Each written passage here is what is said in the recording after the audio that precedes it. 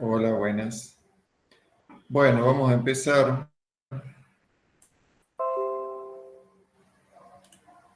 hablando de los estribos, de cómo están formados, para qué sirven y algunas ideas sobre las acciones que intervienen y cómo se realiza el cálculo y el armado.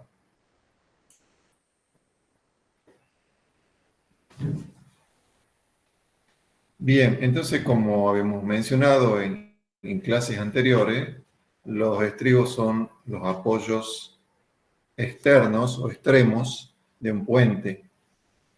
En el caso de esta figura, son los marcados en color amarillo. Tenemos un puente de dos vanos con una pila, un apoyo central formado por una pila que vimos sobre el tema pilas, lo vimos en la clase pasada, y ahora vamos a hablar sobre los apoyos extremos, que son los estribos. Bueno, entonces estas estructuras extremas del puente van a servir para soportar las cargas que le transmite la superestructura, tanto carga permanente como cargas útiles o acciones externas como el sismo o el viento.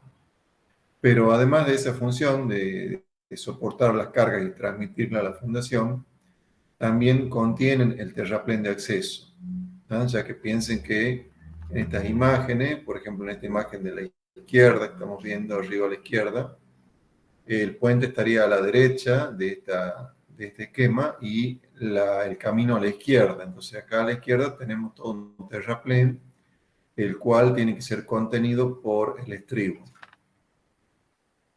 Acá vemos una foto de un estribo típico. Tenemos dos grandes vigas que soportan el tablero y apoyan en esta pared. Y vemos que el estribo tiene una pared frontal y estos laterales. Ya vamos a ver cómo se llama cada parte.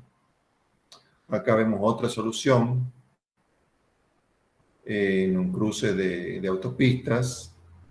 Esto era un cruce de un río posiblemente, esto es un cruce de dos caminos. Y esto es también un cruce de dos caminos. Bien.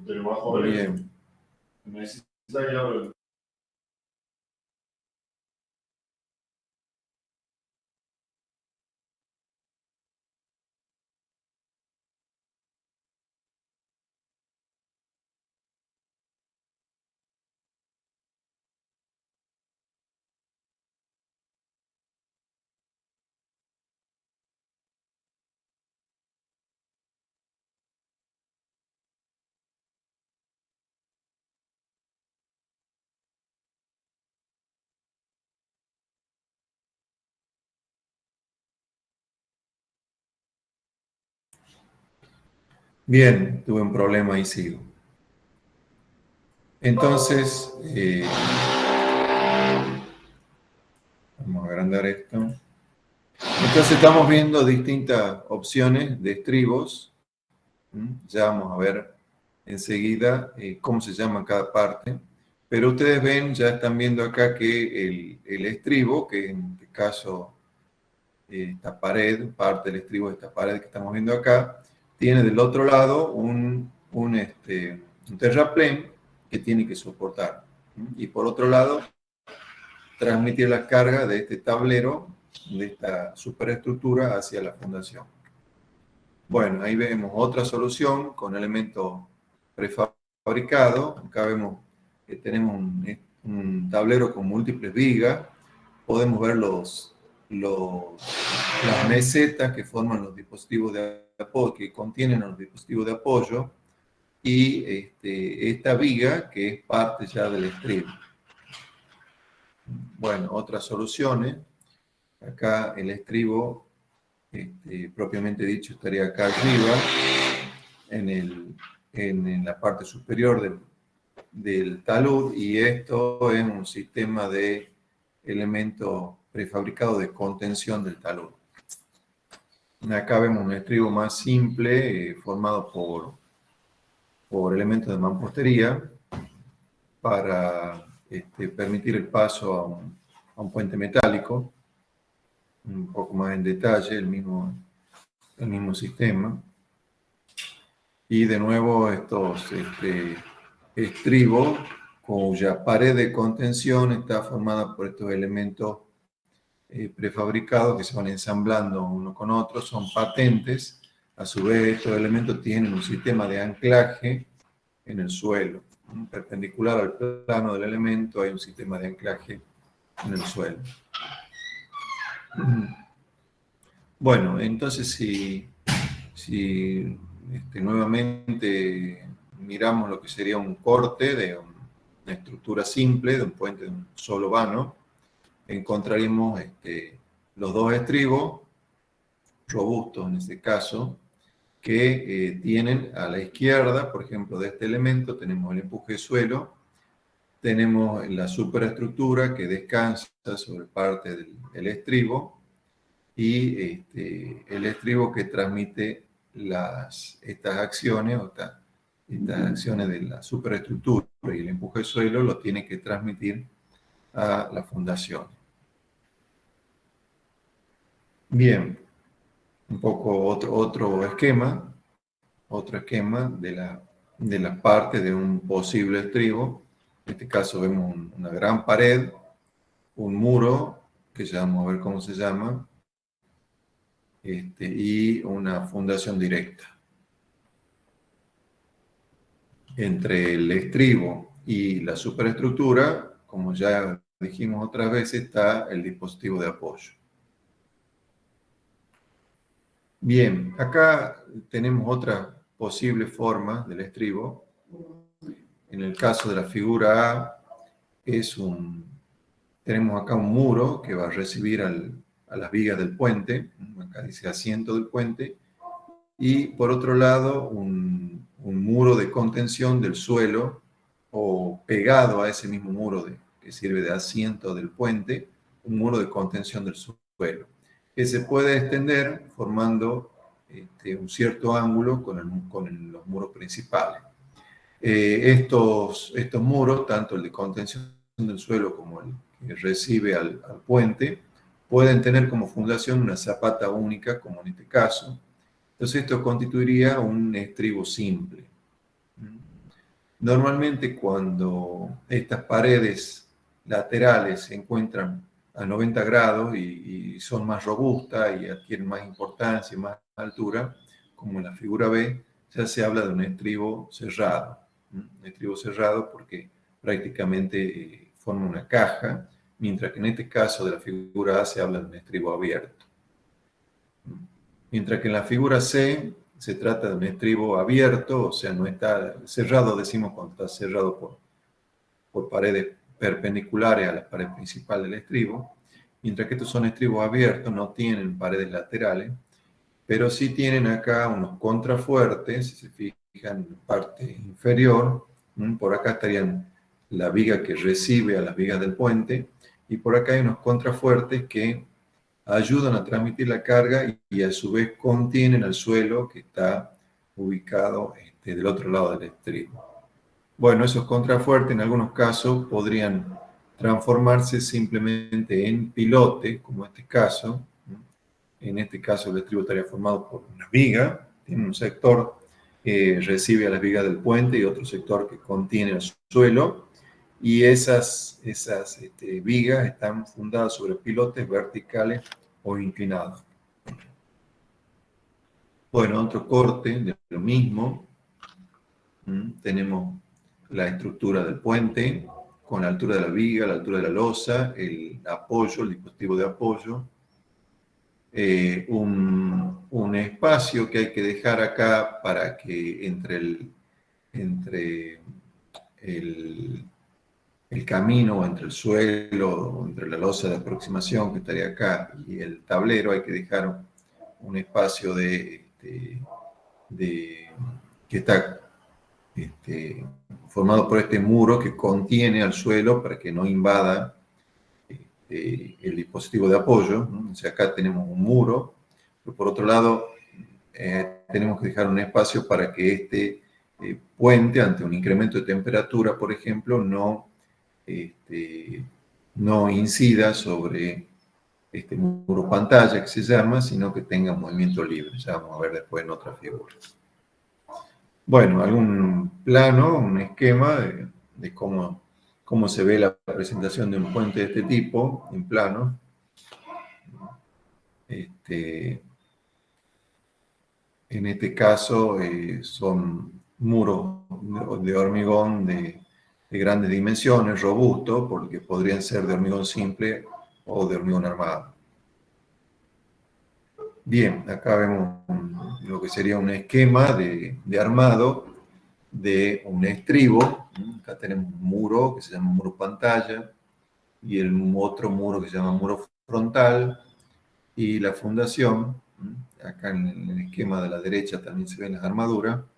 Entonces, es una planilla de armado esquemática de una estructura de un estribo.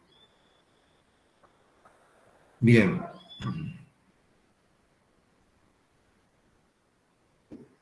Bueno, vamos a pasar esta parte. Bueno, esta es una fotografía de un estribo cerrado en construcción.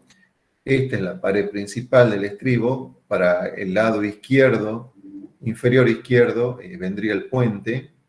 Del lado superior derecho habría que rellenarlo con suelo. Del lado superior derecho estaría la continuidad con el camino. Bien, entonces, vamos a repasar entonces los objetivos y la forma posible de los estribos. Entonces, como dice acá, los estribos forman el cierre del puente en los extremos y permiten la transición de la superestructura al camino. O sea, conectan la superestructura, que recordemos que está formada principalmente por el tablero y todos los elementos accesorios, lo conectan a esa superestructura con el camino. Entonces, las funciones principales del estribo son tanto de tipo estático como constructivo. En cuanto a la parte estática, sus funciones son recibir las cargas verticales, las fuerzas horizontales que aparecen en la superestructura y transmitirla hacia la fundación. Dentro de sus funciones, de otra de sus funciones estáticas, podríamos nombrar absorber o soportar los empujes de suelo situado por delante y por detrás del estribo, o sea, tanto del lado del terraplén como del lado del puente, si tuviéramos suelo del lado del puente. Y en cuanto a su función constructiva o geométrica, estarían las de ubicar o alojar a los dispositivos de apoyo y proveer una continuación a las veredas del puente. Entonces acá en planta vemos distintas opciones para el estribo. Según ello vamos a hablar de estribos rectos y oblicuos. El estribo en general va a tener un ángulo distinto de 90 grados con el obstáculo que cruza, que sería la figura de la izquierda. Cuando tenemos un caso particular de que la intersección es a 90 grados, hablamos de un estribo recto. Pero si la intersección no es a 90 grados, sino con otro ángulo, hablamos de un estribo oblicuo, como en el caso de la figura de la izquierda. Fíjense que las paredes en planta, esta pared frontal y estas paredes laterales del estribo, forman un ángulo distinto de 90 grados. En cambio, en esta figura central, las paredes frontales, que están vistas acá en planta, cortadas por el dibujo, y estas paredes laterales de contención del suelo, el suelo lateral, forman un ángulo de 90 grados. Entonces, como les digo, en la primera figura de la izquierda hablamos de un estribo oblicuo, en la segunda de un estribo recto, y hay casos donde la oblicuidad es muy marcada, donde ya no convendría hacer un estribo oblicuo, porque tendría gran extensión sus paredes, entonces se prefiere hacer un estribo recto a costa de tener una mayor longitud de puente. Bueno, ya vamos a insistir sobre esta idea. Es necesario que el suelo que queda encerrado en el estribo, del lado del camino, tenga una buena compactación y que no sea socavado, porque si no se nos origina una depresión acá, un hueco, y se termina interrumpiendo el tráfico, que es lo que pasa frecuentemente.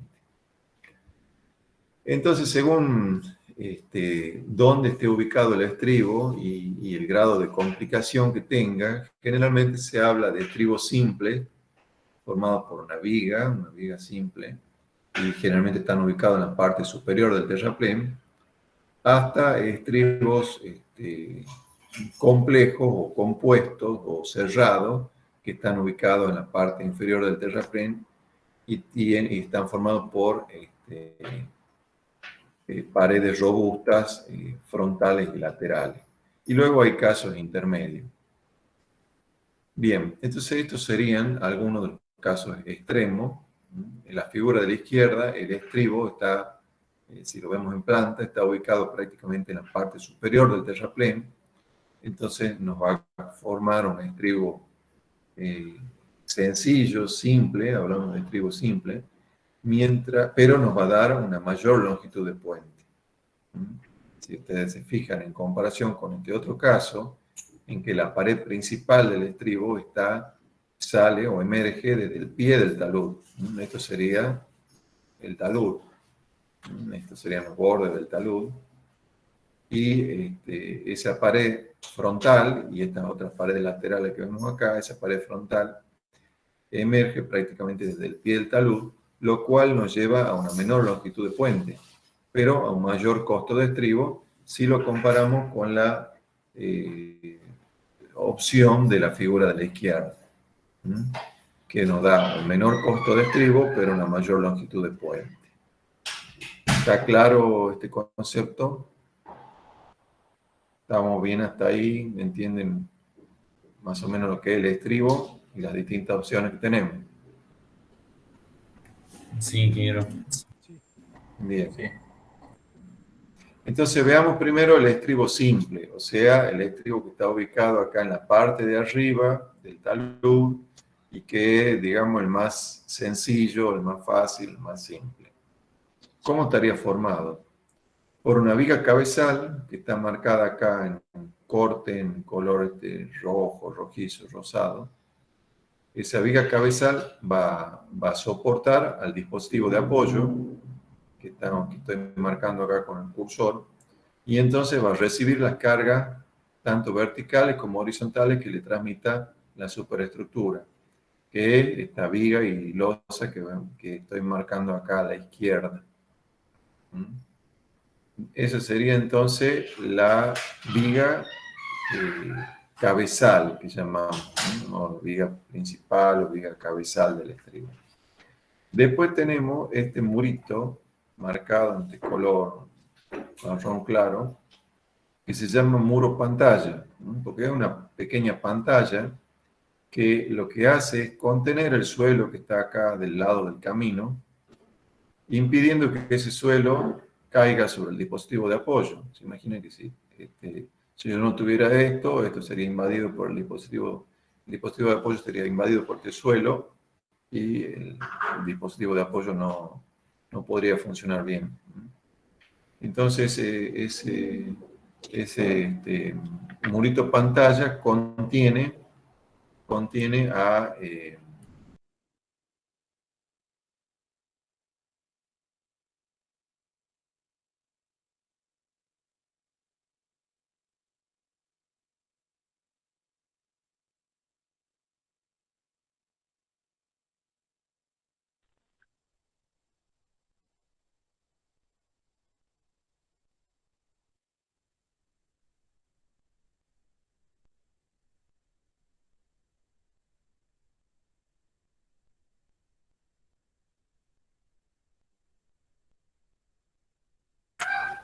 Bien, continúo después con la interrupción.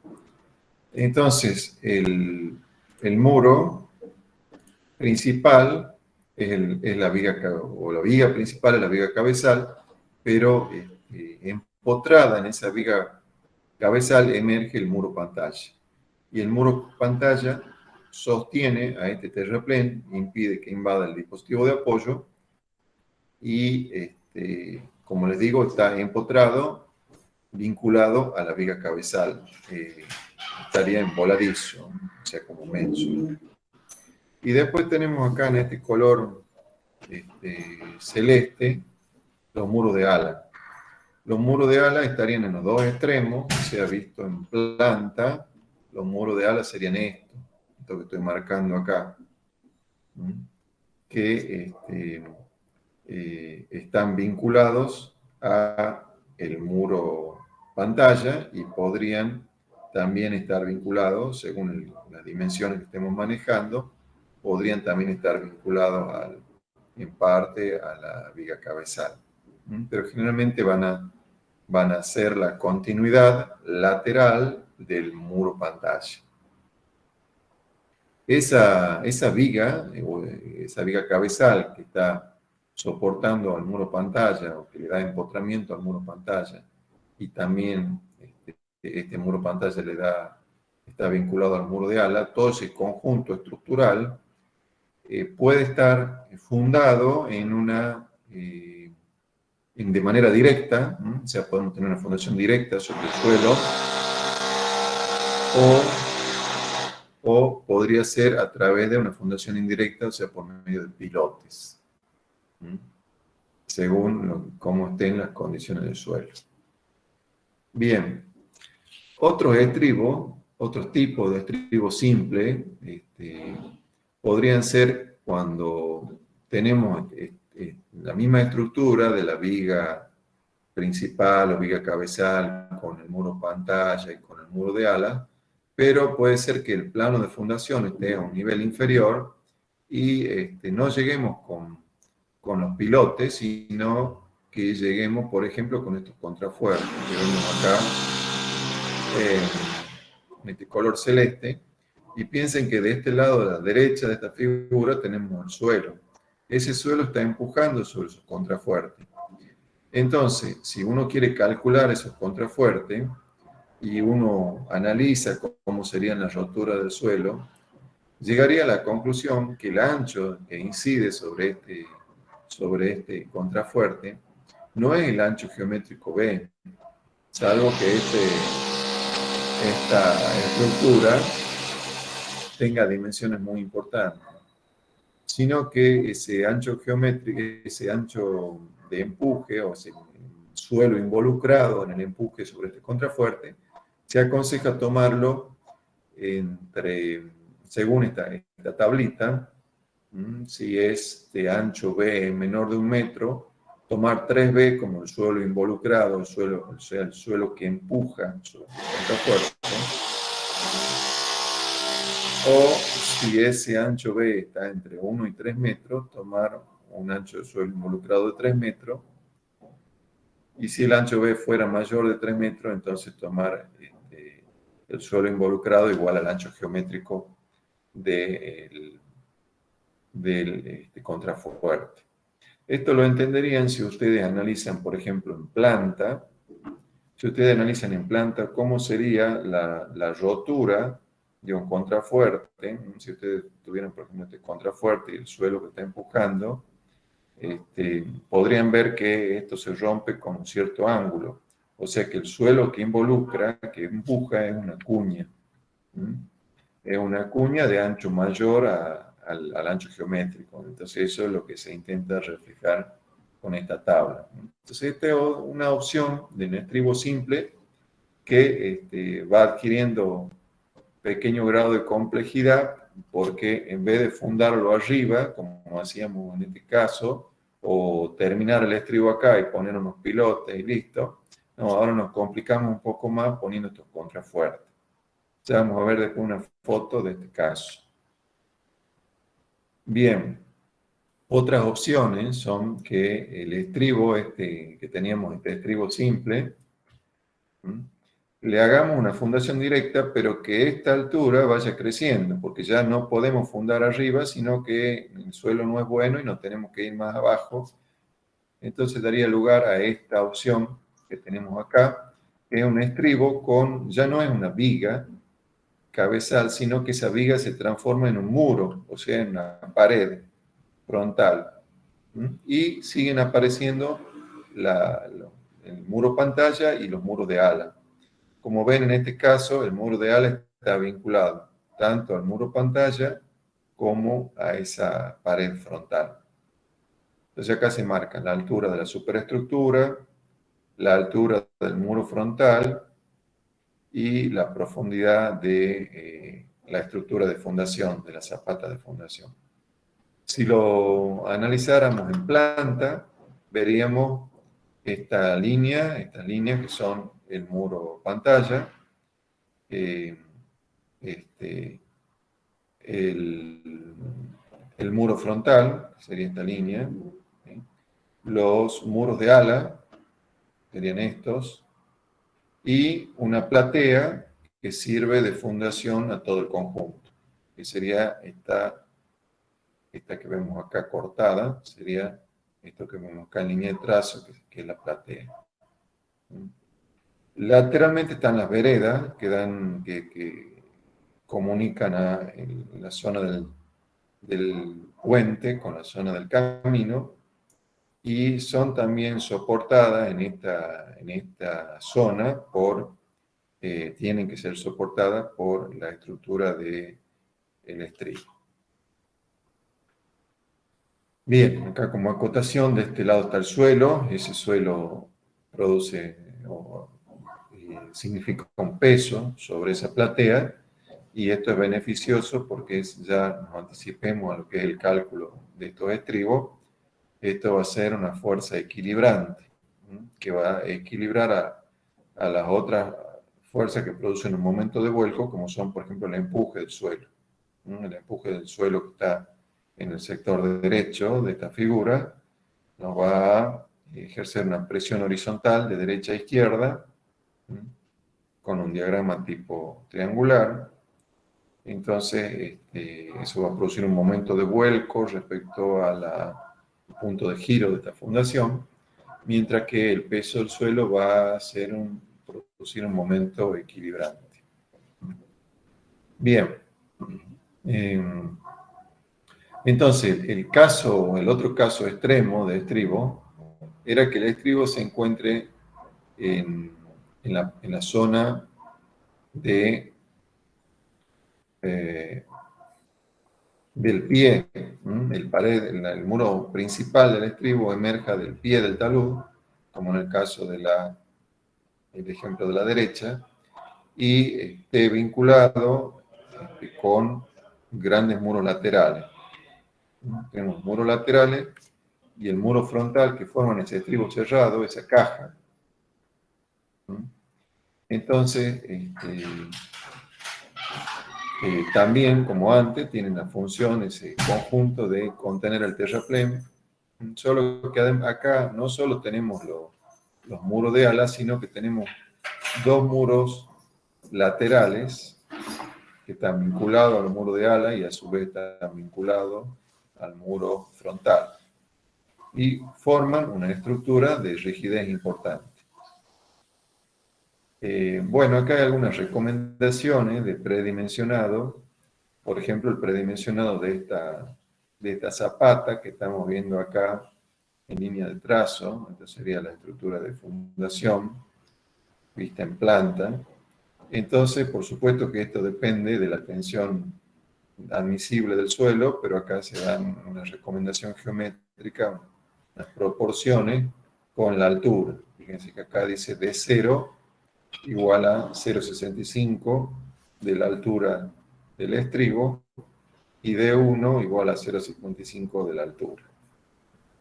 Y H es la altura medida entre el borde superior y el borde inferior del estribo. Bien. Bueno, luego acá hay un método geométrico de trazado en planta de la forma del estribo, pero no tiene mayor importancia. Bien, hablemos de nuevo de la oblicuidad. Recuerden que hablo de oblicuidad con respecto a el ángulo que forma el camino con el obstáculo. Entonces, en el primer caso, figura superior izquierda, se muestra el caso no muy común en que ese ángulo sea de 90 grados. O sea, que en este caso podemos construir un estribo cuyas paredes también forman los 90 grados y hablamos de un estribo cerrado recto. En cambio, en todos los otros casos tenemos estribo oblicuo, cuando la intersección entre el eje principal del puente o del camino y del obstáculo es distinta de 90 grados. Acá vemos cómo va creciendo entonces esa oblicuidad y vemos cómo a medida que crece esa oblicuidad, el desarrollo del muro frontal se hace cada vez más grande. Y el desarrollo de este muro, del muro que está en el ángulo obtuso, se hace muy importante, porque piensen que esto es también una estructura de contención de este suelo lateral, entonces hay ciertas dimensiones que hay que respetar que hacen que este muro tome mucha importancia a medida que aumenta la oblicuidad. Entonces, por un lado, los muros, cuando esta oblicuidad es muy grande, toman longitudes importantes, y por otro lado, observen que este ángulo, el ángulo agudo, toma unas dimensiones tales que van a dificultar la compactación con equipos pesados. O sea, no vamos a poder entrar a esta zona con un rodillo compactador de grandes dimensiones, sino que lo tendríamos que hacer con equipos de reducidas dimensiones, los cuales no tienen la misma energía de compactación. Entonces, este es un problema, este es uno de los problemas que tiene el intentar resolver un estribo con un ángulo de oblicuidad muy marcado. Entonces, por eso dice en esta proyección que no resulta económico proyectar estribos de oblicuidad mayor que 90 grados, de 40 grados, o sea, con ángulos inferiores a 40 grados. Entonces, ¿qué se hace en esos casos? Se suele pasar a soluciones con estribo recto a una costa de una mayor longitud de puente, que es lo que comentaba hace un rato. Entonces, con respecto al tema de la compactación, acá también otra mención, piensen que siempre hay que compactar bien el suelo que está encerrado acá en esta caja, hay que compactarlo bien para evitar que se produzcan asentamientos, se produzcan hundimientos y terminen obstruyendo el tránsito. Entonces, uno de los problemas que nos encontramos cuando queremos compactar es que muchas veces el muro, en este caso estamos viendo un corte del muro frontal, tiene ciertas dimensiones y en la parte superior puede que necesitemos dimensiones mayores, ya que estas van a estar relacionadas con el tamaño necesario en los dispositivos de apoyo. Entonces puede que tengamos una figura como se muestra acá a la izquierda, con un cierto ángulo, 60 grados por ejemplo. Entonces puede ser que vamos a tener problemas en compactar esta zona. Entonces, para solucionar ese tema, una opción sería, por ejemplo, rellenar. Una opción sería trabajar con ángulos suaves, o sea, con ángulos mayores a 60 grados, y otra opción sería rellenar esto con un hormigón pobre. Con un hormigón pobre para evitar el problema de la compactación. ¿Sí? Entonces, esas son algunas de las opciones que podríamos tener. ¿Preguntas hasta acá?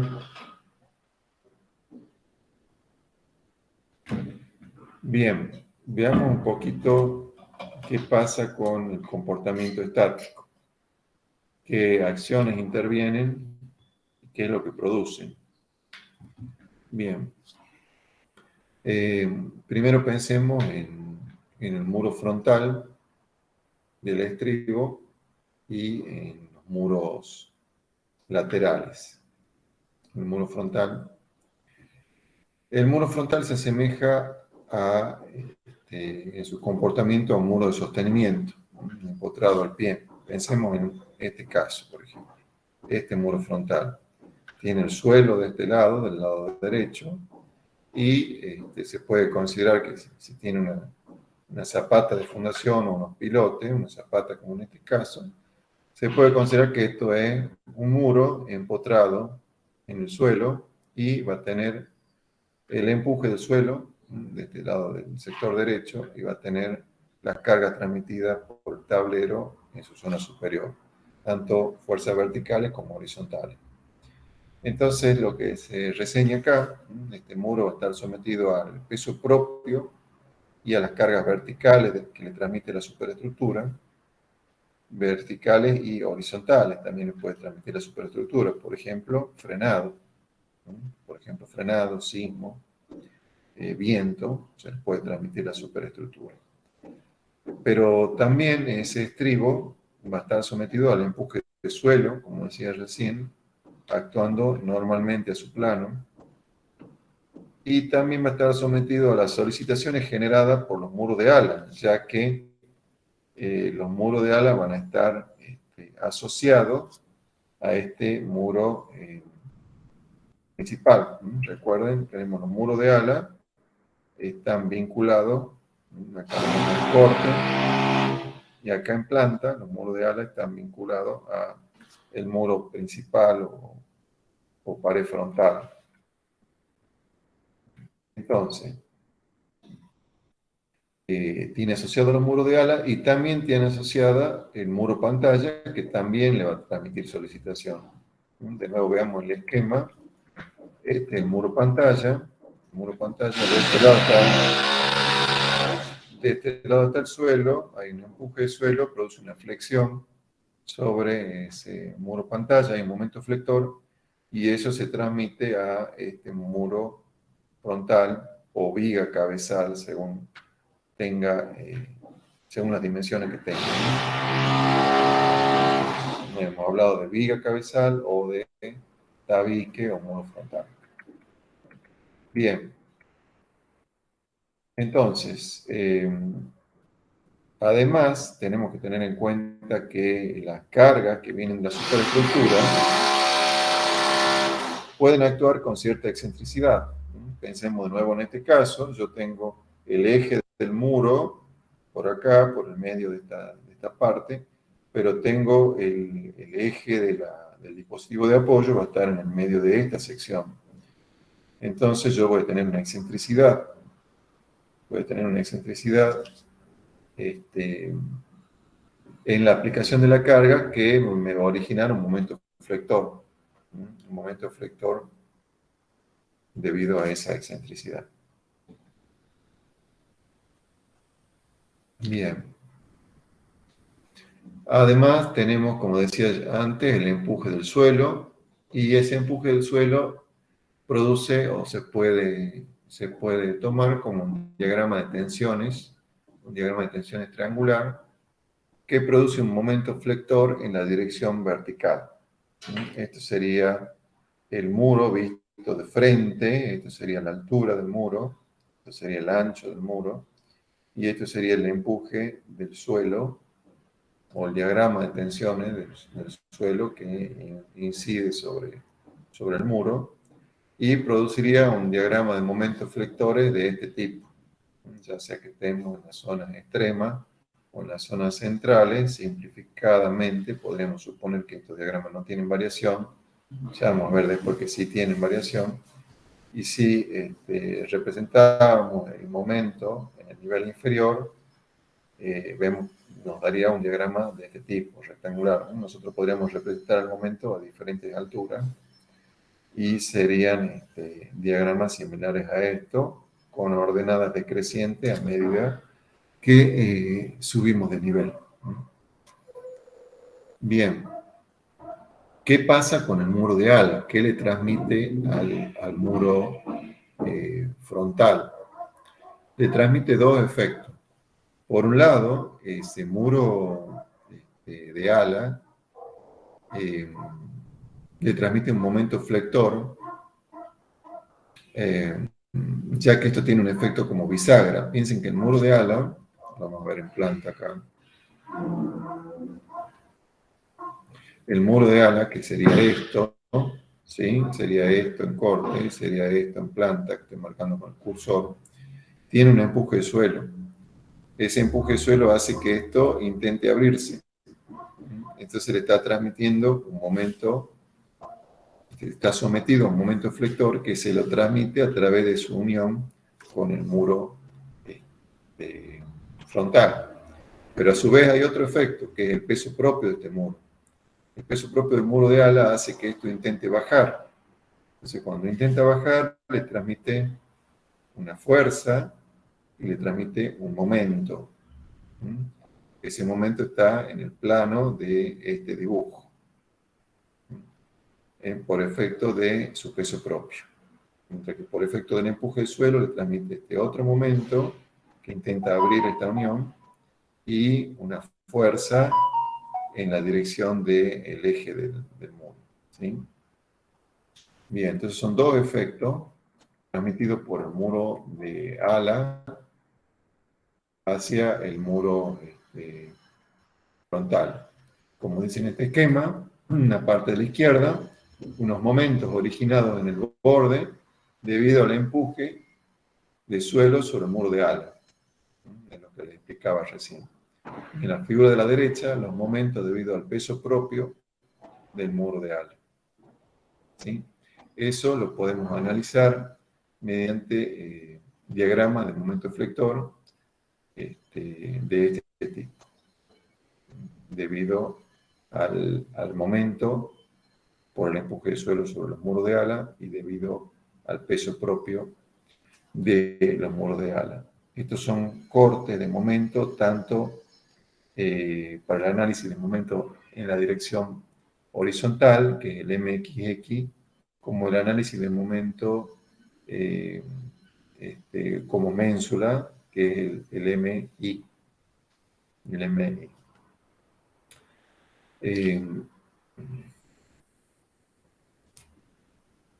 Bien. Entonces,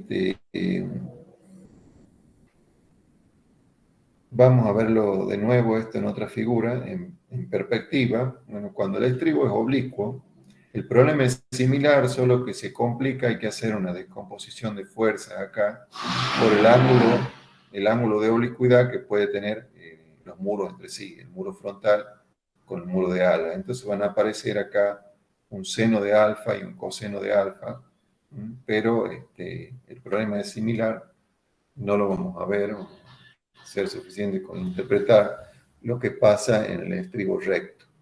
Entonces, volviendo sobre el estribo simple, recto, y acá viéndolo en perspectiva para entenderlo mejor.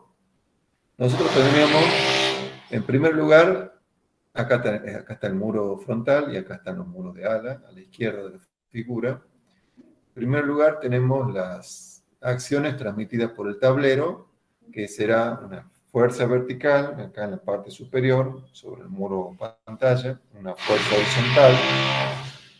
horizontal también posiblemente, y esa fuerza vertical puede tener una excentricidad, o sea que me transmitirá un momento. Por otro lado, tengo un diagrama de presiones triangular, como es el diagrama 1, debido al empuje del suelo que está acá del lado del camino. ¿Sí? Esto, como ustedes ven en mecánica del suelo y están viendo en fundaciones, este empuje del suelo es proporcional ¿qué era? Al peso específico del suelo y a la profundidad en la que me encuentro. Eso me daría una presión que si multiplico por un área me daría una fuerza.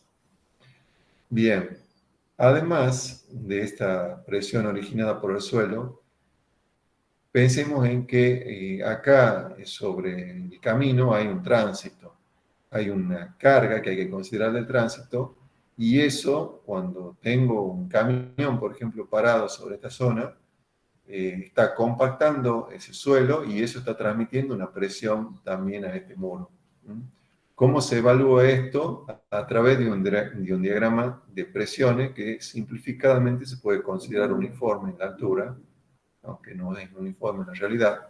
¿Mm? Ese diagrama, el número 2 marcado acá, se debe a la sobrecarga de tránsito sobre el terraplén. Luego tenemos otro diagrama marcado con 3 debido al empuje sobre los muros de ala, el empuje del suelo sobre los muros de ala. Piensen que el muro de ala se ve sometido al empuje del suelo, como les decía, esto trata de abrirlo al muro de ala, girando como si fuera una bisagra respecto a su unión con el muro pantalla, el muro frontal. Entonces eso produce estos momentos, produce un momento, y produce una fuerza contenida en el plano del muro frontal. O sea, una fuerza que es un esfuerzo de corte sobre el muro de ala, pero ese corte se traduce como una tracción sobre el muro pantalla y muro frontal. Y luego el otro efecto que teníamos es el de el peso propio. Bueno, comentaba recién, perdón, por el empuje del suelo tenemos el diagrama 3, que es un corte que se traduce como una tracción hacia el otro muro, y el diagrama 4, que es un momento producido por ese efecto que estas alas intentan abrirse, intentan girar como bisagras respecto al muro frontal. Entonces nos transmiten un momento que está marcado acá como un vector momento con el esquema 4. Y por último, en el esquema 5 intenta representar lo que pasa con el peso propio del muro. El peso propio del muro hace que el muro se intente caer, entonces ¿qué hace? Tracciona las fibras superiores y comprime las fibras inferiores. Y ese efecto se traduce, se traduce como un momento perpendicular al plano del muro frontal y del muro pantalla. Eso está representado con el esquema 5.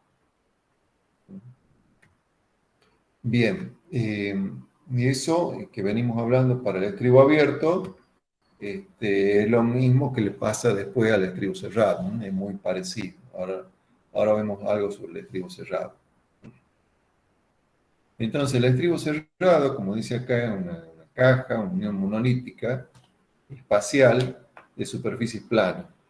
¿Cuáles son las superficies? La del muro frontal, que es el 1, la de los muros laterales, que son los 2, acá lo vemos también en planta, muro frontal, muros laterales, los muros de ala, que son estos apéndices que salen de los muros laterales, no tienen fundación propia, fíjense en la diferencia, el muro lateral llega hasta el suelo y tiene su propia fundación, en cambio el muro de ala es un murito que no llega a al plano de fundación, sino que está ligado al muro lateral. Y luego tenemos una platea que está marcada acá en planta, ¿sí? Y que sería esto en corte. Bien, esto figura de la izquierda en el caso de un estribo recto y la de la derecha en el caso de un estribo oblicuo. Bien, ¿qué cargas actúan en el muro cerrado? Bueno, es muy parecido a lo que veníamos hablando antes. La superestructura le transmite una fuerza vertical y una fuerza horizontal, ¿sí? Nos van a interesar generalmente los valores máximos y mínimos de la fuerza vertical y nos van a interesar las fuerzas horizontales que puedan aparecer.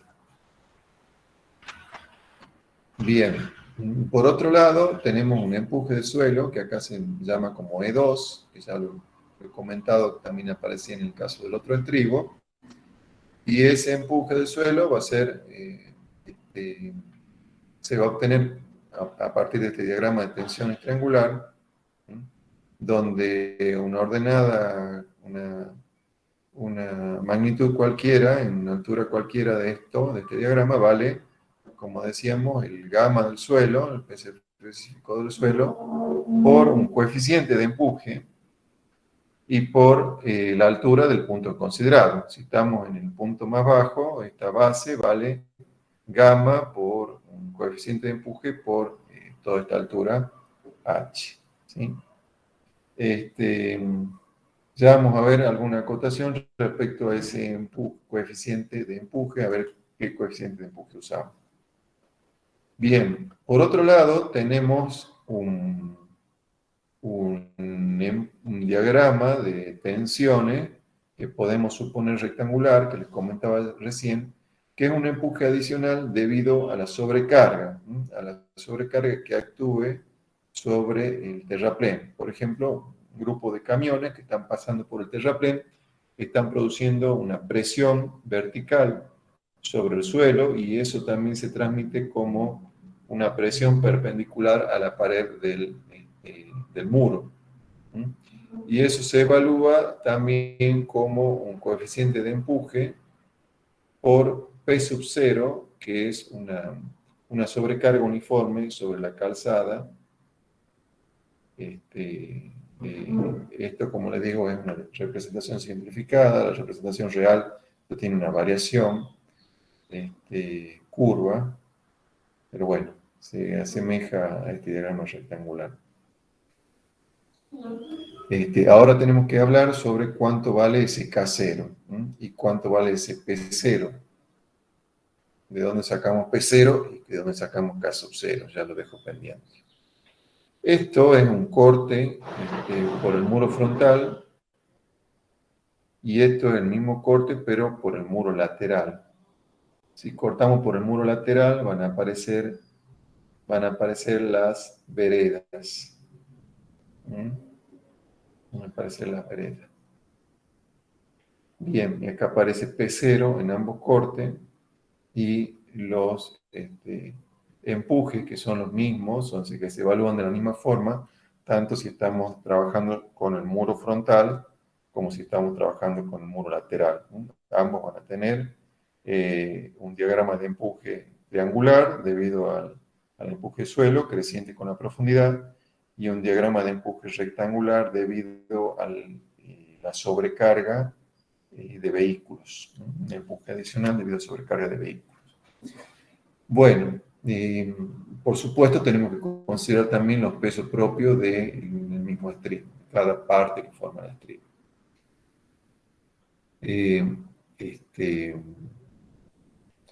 Bueno, la fuerza horizontal H, que llega desde la superestructura, puede venir de rozamientos de apoyo. Por ejemplo, si tuviéramos apoyos metálicos, habría que considerar un coeficiente de rozamiento, y eso en μ multiplicado por la fuerza vertical nos daría una fuerza horizontal que podría considerarse, o también podríamos obtener la fuerza horizontal a partir de expresiones vistas perdón, la fuerza horizontal podría ser originada por el frenado o por el sismo, y podemos vincularla con las propiedades del neopreno con expresiones vistas en clases anteriores, donde vimos cómo se podía obtener el área de neopreno conociendo la fuerza horizontal que actúa, por ejemplo, y haciendo una serie de verificaciones y conociendo también la fuerza vertical que actúa sobre el dispositivo de apoyo. Pero bueno, acá lo que nos concentramos en que tenemos una fuerza horizontal que será evaluada ya de alguna manera, frenado, sismo o lo que sea, y eso se transmite al dispositivo de apoyo. Tengan en cuenta que esta fuerza horizontal es reversible, ¿no? Ya que el frenado, por ejemplo, se puede dar hacia un lado o hacia el otro, el sismo también. Por lo tanto, habrá que tomar lo más desfavorable, ¿sí? Habrá que tomar la situación más desfavorable. Bien. Les decía que hay un coeficiente de empuje que tenemos que ver de dónde lo sacamos. Bueno, si ustedes ya han calculado una pantalla, ya han calculado en cimentaciones, ya han trabajado sobre el cálculo de una pantalla, el empuje de suelo sobre un muro de contención. ¿Alguno que opine? ¿Están todos? ¿Están todos más Todavía o no, menos? ingeniero, es el tema que justo empezamos a ver ayer. ¿No? Bien. Bueno, ustedes van a ver en cimentaciones que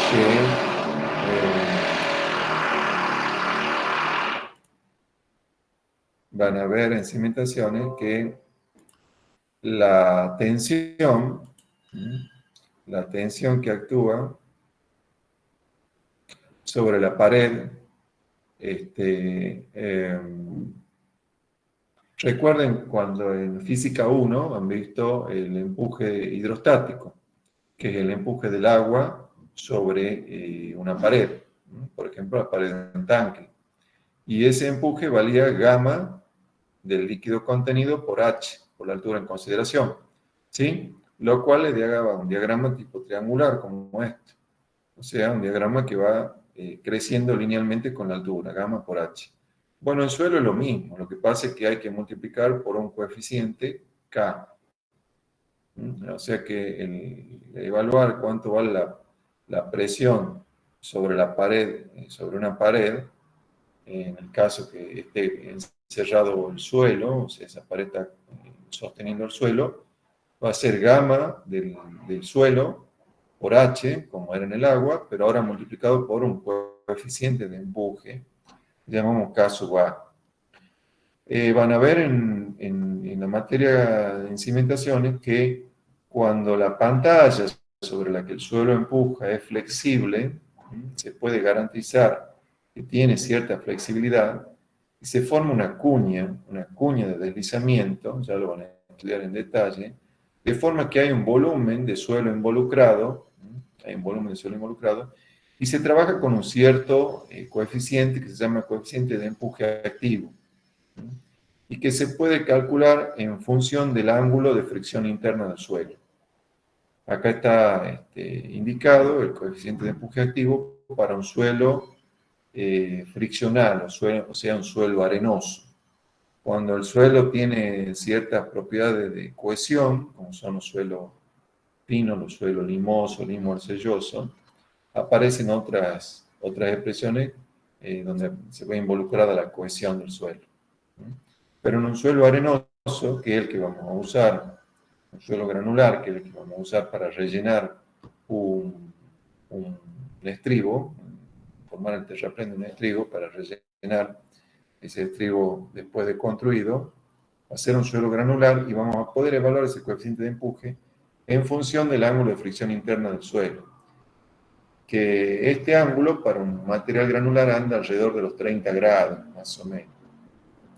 O sea que este coeficiente, si ustedes hacen este cálculo, les va a dar más o menos 0,3, 0,33, un coeficiente de empuje activo, o sea, el que se usa cuando ese muro tiene cierta flexibilidad y se puede formar esa cuña de deslizamiento, o sea que se puede delimitar el volumen de suelo involucrado.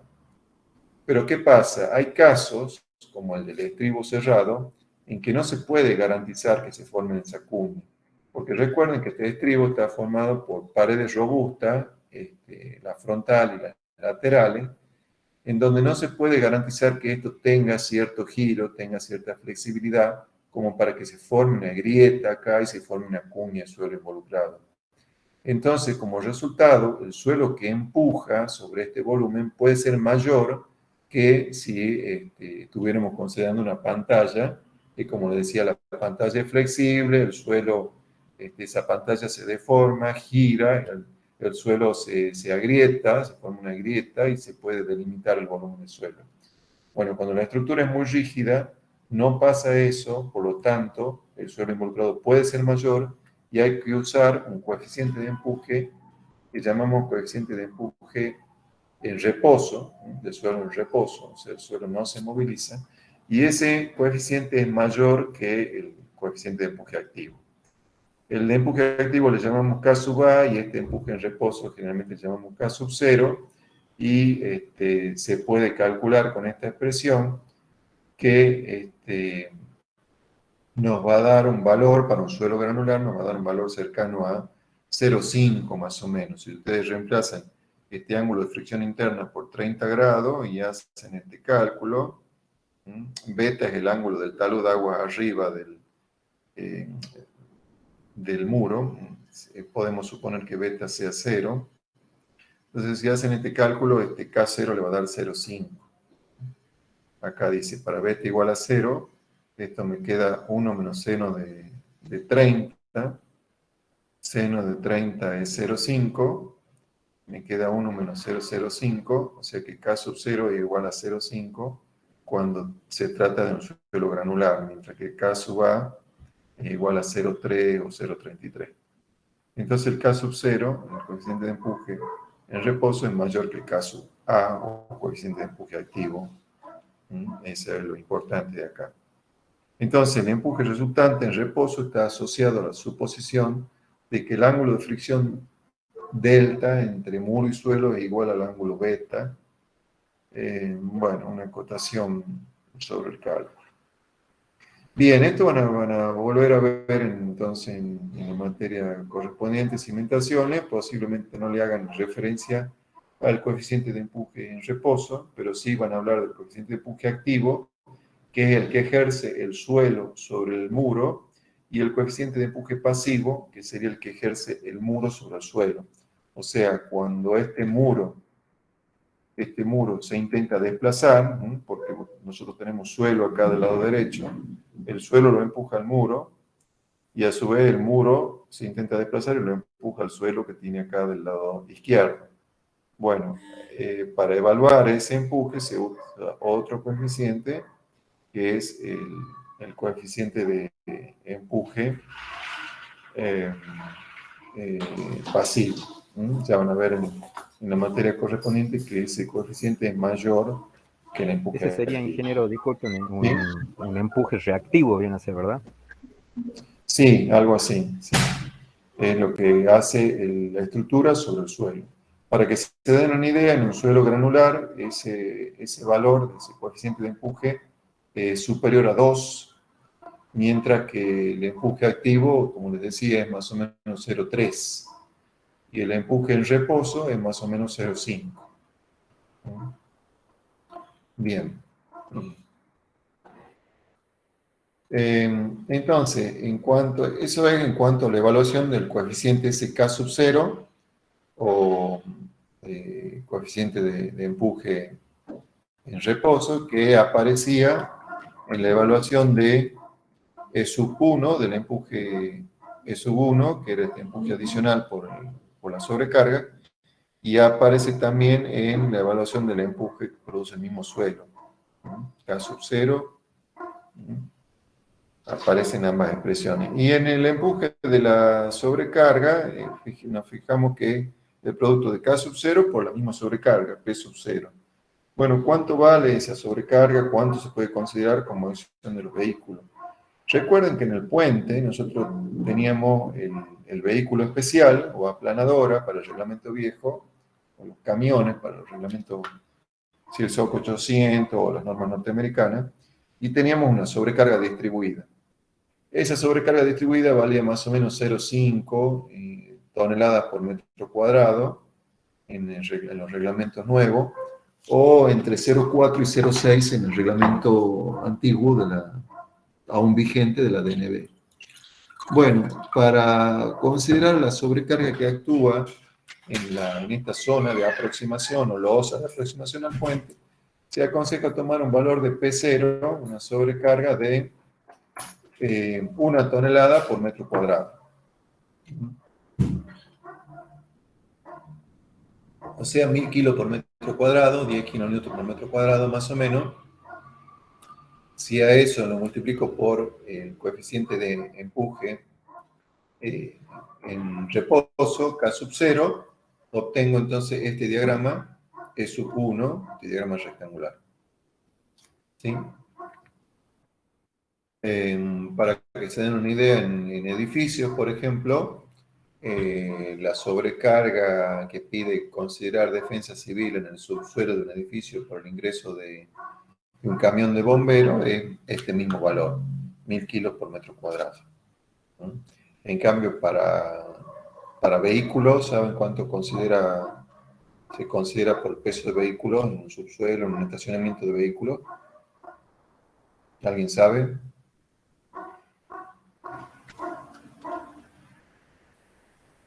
No escucho. En vivienda, ¿cuánto se considera? Hemos mencionado en la clase pasada. ¿Cuánto se considera de sobrecarga útil en la vivienda? Si están calculando un entrepiso en la vivienda. 2 kilonewton. 2 kilonewton, bien. Sí, así es. En oficina, 3 kilonewton. En escalera, 4. En balcones, 4. En depósito, no menos de 5. ¿Sí?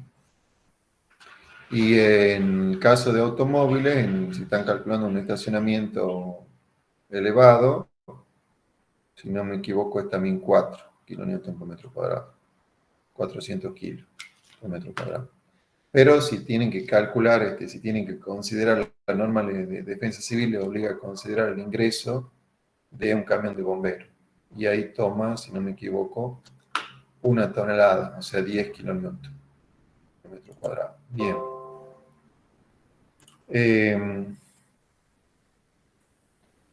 Continuamos. Entonces, estos estribos cerrados, si de nuevo lo analizamos en perspectiva, que para mí es más fácil de comprenderlo, tendríamos esquemas de este tipo. O sea, tenemos por un lado presión del suelo sobre las paredes laterales, presión del suelo sobre la pared frontal. ¿Sí? Cada una de esas presiones del suelo tiene una variación en la altura. Y además tenemos interacciones entre un muro y otro, que nos dan estos diagramas que aparecen acá. Y además tenemos la interacción de cada uno de esos muros con su platea de fundación. Fíjense, por ejemplo, este muro, debido al empuje sobre este muro y a que esto está unido, ¿qué va a pasar? Que esta zona se trata de hundir, por eso este diagrama de este tipo, y esta otra zona se trata de levantar. Esto trata de girar, de volcar respecto a la base del muro frontal. Entonces tenemos acá una presión y acá tenemos una tendencia a levantarse o a disminuir las tensiones. ¿Sí? Bueno, también por efecto de esa vinculación, se podría ver, esto también lo van a poder ver si trabajan con un programa de elementos finitos. Yo para la próxima clase les voy a mostrar. Ahora no he podido instalar, tenían problemas de instalación, pero también veríamos que hay una variación de tensiones en la fundación de este tipo. Por ahí este tipo de interacciones entre un muro y otro, se lo comprende mejor cuando uno ve cómo es la deformada de la estructura. Entonces, a partir de la deformada, puede imaginar cómo son los diagramas de momento y los diagramas de tensión. Pero básicamente lo que intervienen son, visto acá en planta, de nuevo, son estos empujes, E2 sobre el muro frontal, E1 sobre los muros laterales, que si estos dos muros son iguales, E1 va a ser igual a E3, y estos se van a cancelar, me va a quedar como resultante solamente el empuje sobre el muro frontal. Y después van a aparecer también unos diagramas de momento en cada muro, tanto por el empuje de suelo sobre este muro, este empuje de suelo, va a producir un momento, como este vector momento, que se transmite a esta unión. Lo mismo para esta unión. El empuje de suelo sobre este muro me produce un momento, que acá está marcado el vector momento, que se transmite en esta unión. Y por otro lado, el empuje de suelo sobre este muro, este que estamos marcando acá, este empuje, me produce un momento como este vector momento que está marcado aquí en ese muro frontal. ¿Sí? Bueno, luego tendríamos que analizar las vinculaciones, las uniones entre un muro y otro, como si esto fuera un pórtico. En realidad es un encuentro de dos muros. Entonces hay que tener en cuenta que lo que es tracción en un muro es corte en el otro. Por ejemplo, o sea, lo que es esfuerzo normal en un muro es esfuerzo de corte en el otro. Y lo que es momento en un muro se transmite también al otro muro a través de la unión. Entonces, si uno analiza los momentos de estos muros y los rebate, como se ha hecho acá, podríamos tener diagramas de momento en dirección X, como serían los primeros que se ven, y momentos en dirección Y. Esto, como les digo, no es tan sencillo de ver. Los momentos en dirección Y son los más fáciles de ver, que son cuando este muro se deforma en el plano vertical, y se comporta como una ménsula que está empotrada en su base. Pero este grado de empotramiento se ve perturbado por las uniones entre los muros. Fíjense que eso hace que el diagrama de momento sea mayor en la zona central y vaya disminuyendo hacia las uniones. Esto es un efecto que se da por la vinculación entre un muro y otro. En cambio, si analizamos la deformación del muro en un plano horizontal, o sea, piensen que hacemos un corte a media altura del muro y vemos cómo se deforma, y a partir de ello podríamos deducir sus diagramas de momento. Y serían diagramas de momento de este tipo, donde se comporta como si fuera una viga apoyada en lo que serían las uniones, y la parte central se comportaría como una zona de tramo. O sea, tenemos generalmente una inversión del momento, como se marca acá, desde la zona central, en que tenemos traccionadas las fibras externas, o sea, las fibras opuestas a la zona donde está el suelo, y eso podemos denominar un momento positivo, y cambia de signo en la unión entre los muros. Acá estaría la unión entre los muros, esto es el muro lateral que ha sido rebatido, como les decía. Esto sería la parte del muro frontal. Entonces, estos diagramas lo vamos a entender un poquito mejor en la clase que viene, cuando les muestre un modelo de elementos finitos, ¿no? Como son las deformadas. Pero bueno, esto es como para que tengan una idea de lo complejo que es obtener los diagramas de momento en este tipo de estructura, donde tenemos variaciones en altura y tenemos variaciones en función de la distancia a la pared que estamos analizando, o a los encuentros entre las paredes. Bien, en el caso del estribo oblicuo el problema es un poquito más complejo, y hay que considerar, como les decía, el ángulo de oblicuidad y hacer descomposiciones de fuerza. Bien, de nuevo, repasando, tenemos, de nuevo, una vez más insistiendo, tenemos los efectos que se traducen, que provienen desde el muro pantalla, cargas verticales y horizontales que vengan desde la superestructura, diagramas de empuje de suelo, típico triangular, incremento por la presencia de sobrecargas en la zona esta del terraplén, la acción también del muro pantalla sobre el muro frontal, creo que no lo hemos mencionado antes, este murito pantalla está sometido al empuje de suelo, o sea que tiene una fuerza acá horizontales y tiene un momento, porque ese empuje de suelo lo intenta volcar. ¿Cuál es su punto de giro? La unión con el muro frontal. Entonces, eso está representado en este esquema 3, el efecto del muro pantalla sobre el muro frontal. Luego, en este esquema 4, se representa el efecto del muro de ala sobre el muro lateral, empuje de suelo por un lado y peso propio por el otro.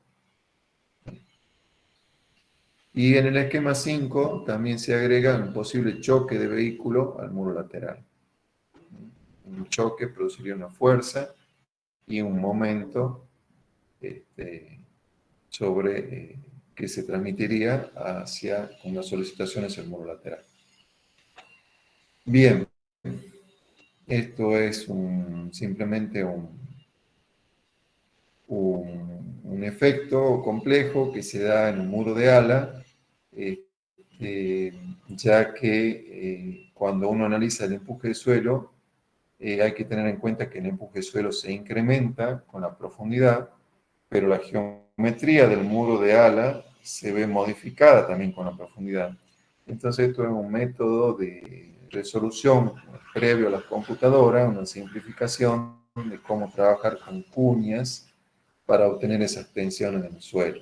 Actualmente lo haríamos con la ayuda de un programa computacional, así que no le vamos a dar mayor importancia a esto.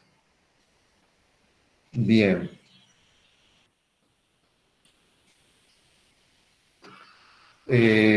Por último, ¿qué pasa con la platea? La platea también la van a entender mejor. Quizás han visto el cálculo de una zapata simple, de una fundación simple de una columna, y si no lo han visto, simplemente hay que hacer un análisis de tensiones basado en las acciones que tenemos, que generalmente son fuerzas verticales y posiblemente un momento flector, que es lo que tenemos en el caso del estribo cerrado, por ejemplo. Una sumatoria de acciones verticales que intervengan, dadas por todos los pesos de los muros y por las acciones transmitidas desde la superestructura, el peso del suelo involucrado también, nos daría una sumatoria de fuerzas verticales, y el análisis de los momentos, de todos los momentos flectores que intervienen, nos daría una sumatoria de momentos. Entonces, con eso podríamos calcular las tensiones en los extremos de la fundación, que no es ni más ni menos que la tensión igual a la fuerza vertical dividida en el área, más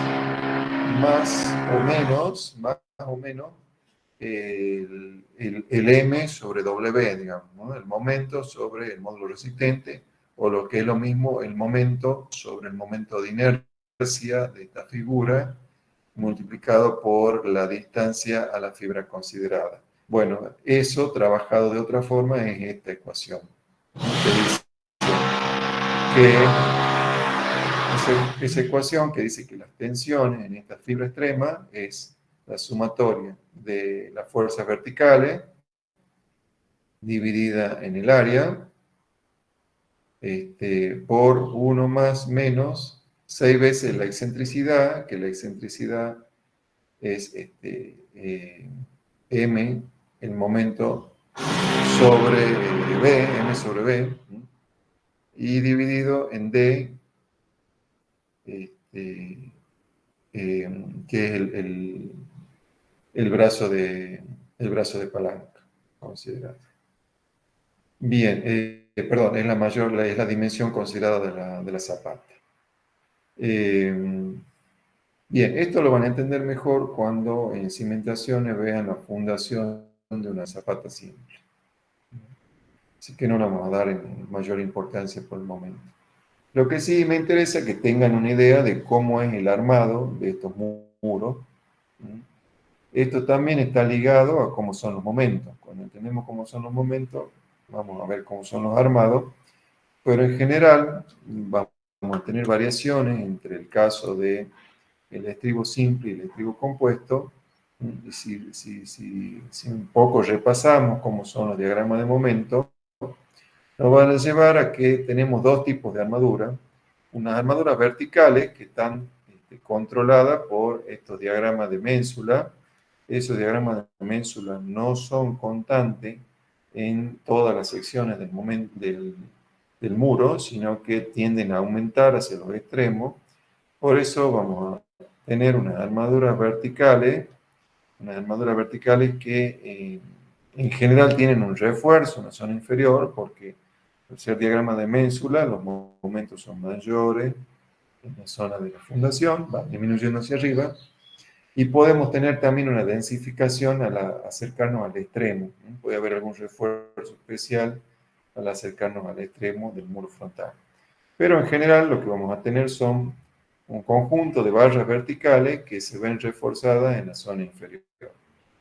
Y en cuanto a las armaduras horizontales, que son las que tenemos gobernadas por estos momentos que son los que tendríamos, si, como les decía, hacemos un corte a diferentes alturas, veríamos la deformada y veríamos los diagramas de momento, que requieren estas armaduras horizontales que tienden a aumentarse en correspondencia con los extremos del muro.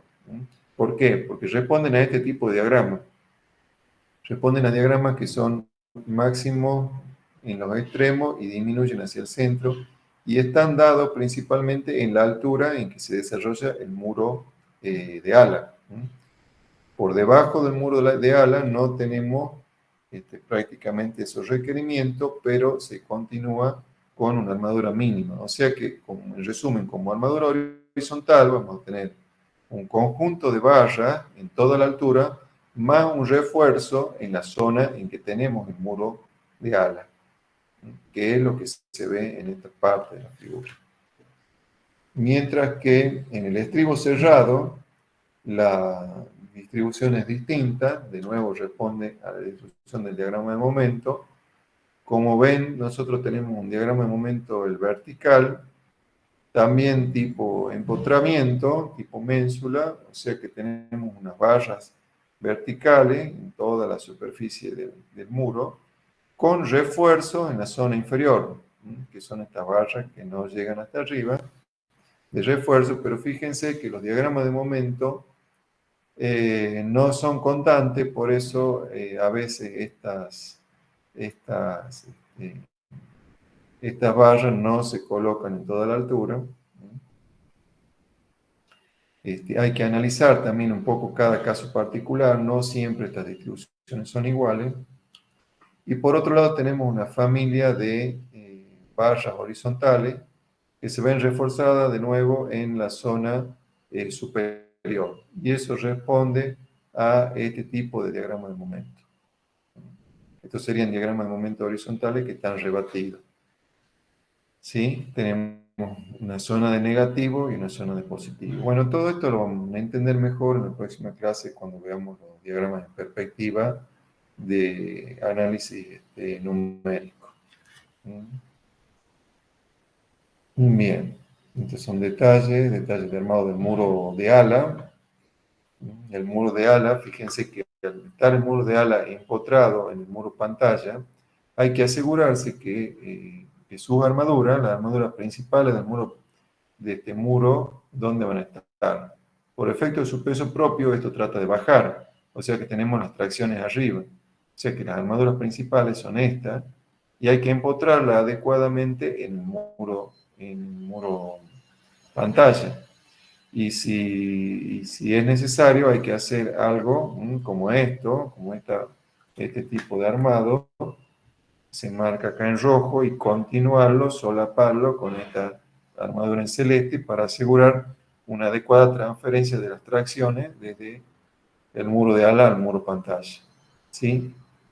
Además, ese muro lleva un conjunto de armaduras verticales y horizontales tipo malla, y puede llevar también, es conveniente llevar unas armaduras siguiendo el borde inferior, unos refuerzos siguiendo el borde inferior. Aunque tengan en cuenta que de este lado están las compresiones y del lado de arriba están las tracciones debido al peso propio. Por otro lado, tenemos el empuje de suelo. El empuje de suelo, ¿qué hace? Intenta abrirlo, intenta girar respecto al muro pantalla o muro frontal, según sea el caso. Entonces eso va a hacer que las tracciones estén ¿de qué lado? Del lado interior. Por eso podemos encontrar armaduras diferentes. Esta malla puede ser diferente del lado del paramento interior que está traccionado que del paramento exterior que estaría comprimido. Por eso en el paramento interior colocamos más refuerzo, más armadura que en el paramento exterior. Bien.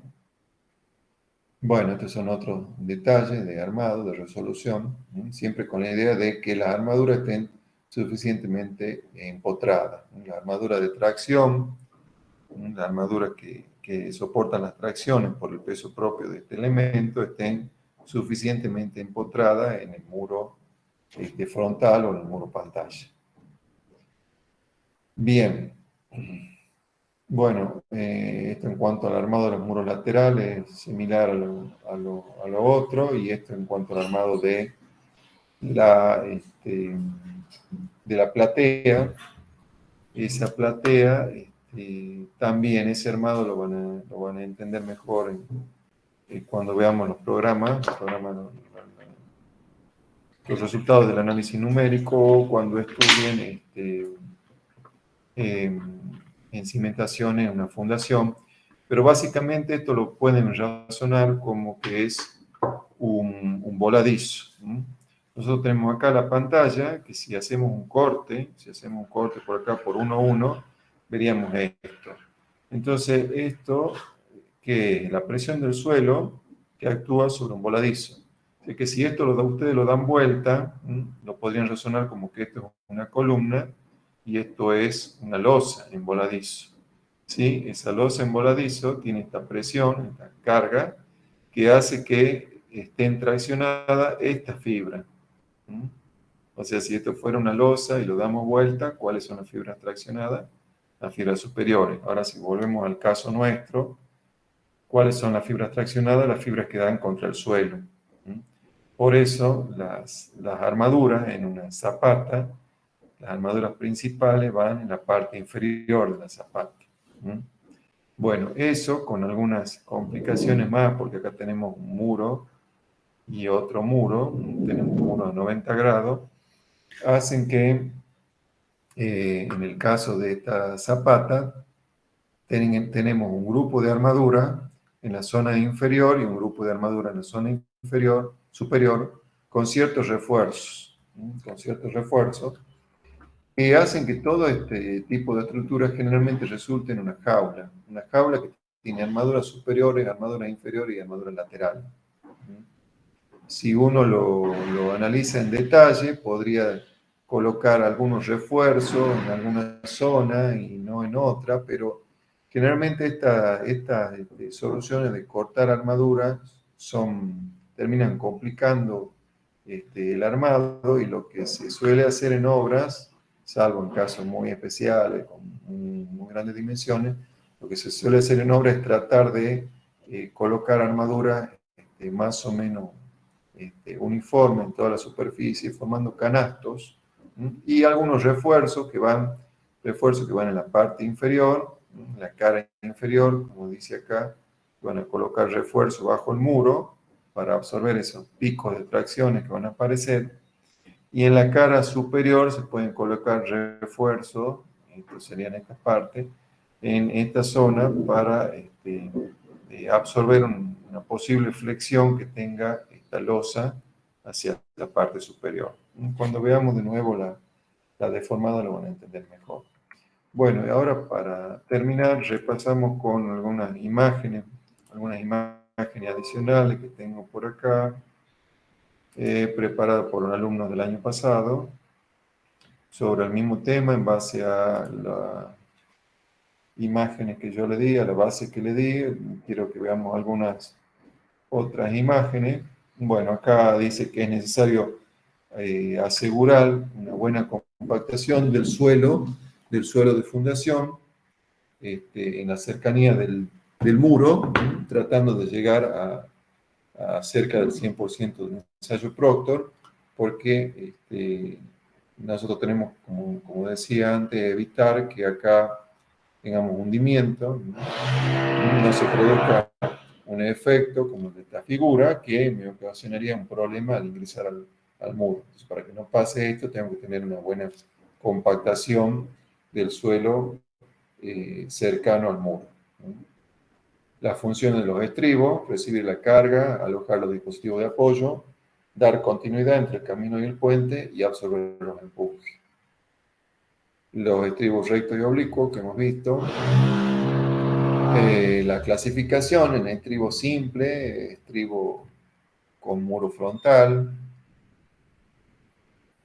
un estribo simple formado por una viga que forma el estribo simplemente y tiene una pantallita, esquemáticamente sería algo así, o un estribo con un pequeño muro frontal. Bien, algunos ejemplos, ya los he mostrado, algunas de estas fotos.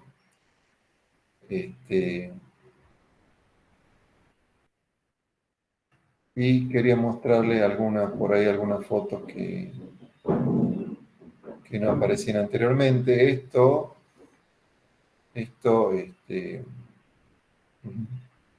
se denomina a veces también un falso estribo. Fíjense que esto está formado por una viga con dos pilas. Esto es prácticamente una pila que soporta la carga de la estructura. Y por otro lado, tenemos un estribo que solo soporta al suelo, solo contiene el suelo. Acá como que está separada la función.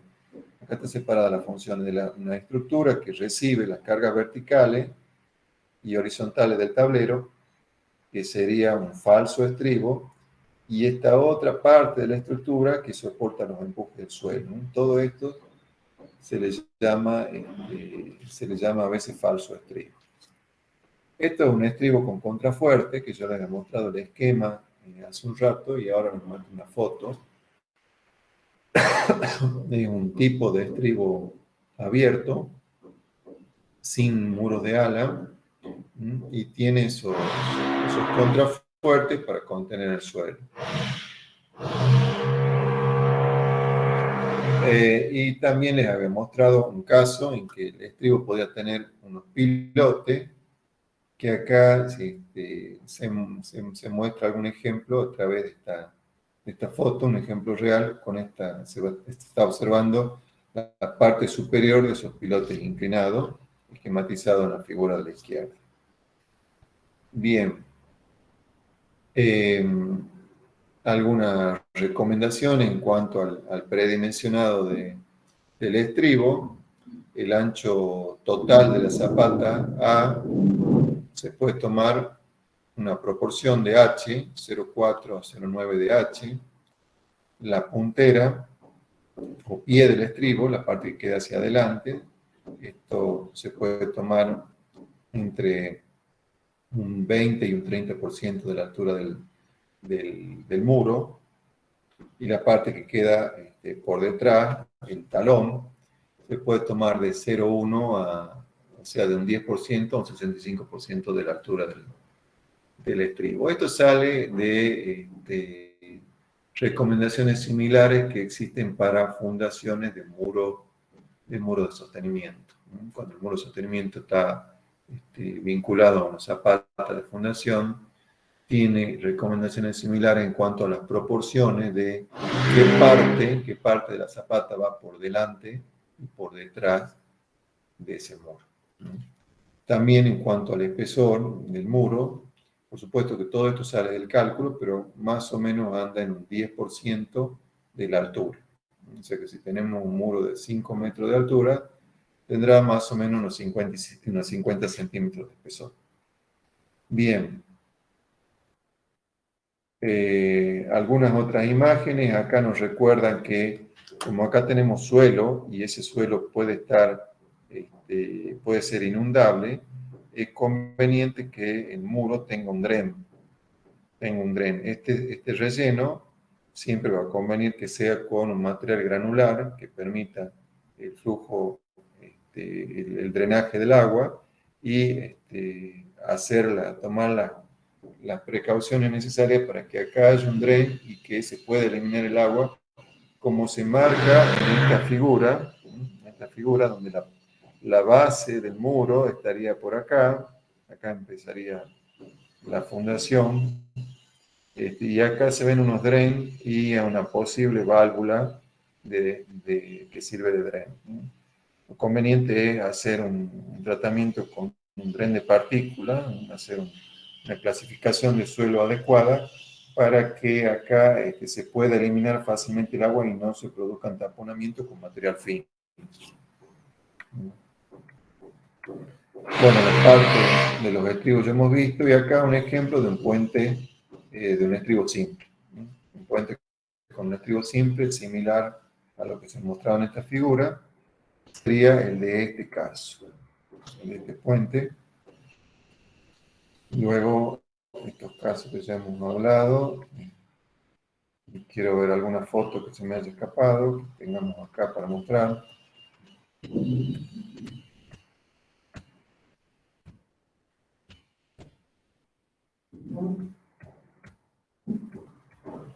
Bueno, esto es lo mismo que ya he venido comentando en la clase. Y aquí los compañeros del año pasado han incluido un programa de posible análisis de estribo, en el caso del programa Geo 5, que se utiliza para verificar el diseño de estribos y muros con ala. Permite comprobar el estribo contra vuelco. Nosotros al estribo lo vamos a tener que calcular al vuelco, el vuelco que le produce el suelo respecto a un punto de giro, al deslizamiento, porque este suelo también lo empuja y lo trata de deslizar sobre su superficie de apoyo. Eso también lo van a hacer en la práctica, la verificación del muro al vuelco y al deslizamiento. Deslizamiento o traslación, también podemos hablar de traslación. Y también este programa permite verificar la capacidad portante de la cimentación, que va a venir del cálculo de las tensiones del suelo. Calcular las tensiones del suelo y verificarlas con las tensiones admisibles. Y ese programa también permite el dimensionado de las secciones de hormigón armado. O sea, es un programa específico para cálculo de distintos tipos de estructuras de soporte, entre ellas los estribos. Bien, entonces se puede modelar el programa, la estructura tridimensionalmente, ponerle distintos tipos de suelo y hacer verificación. Por ejemplo, acá abajo, fíjense que dice verificación del equilibrio, verificación de la capacidad portante, verificación del muro en sí mismo y verificación de la estabilidad del talud. Bueno, muchos de estos temas los van a ver en cimentaciones. Vamos a volver un poquito sobre esto cuando les muestre el análisis con otro programa más artesanal. Este tipo de programas son más caja negra, donde uno ingresa los datos y saca los resultados, pero no ve muy bien qué es lo que está haciendo. Hay otros programas donde uno obtiene los esfuerzos y con los esfuerzos puede entender mejor qué es lo que le pasa a la estructura y luego dimensionarla con una planilla de cálculo, por ejemplo. Bueno, estos diagramas ya hemos visto, no sé si me queda algo más por mostrarles.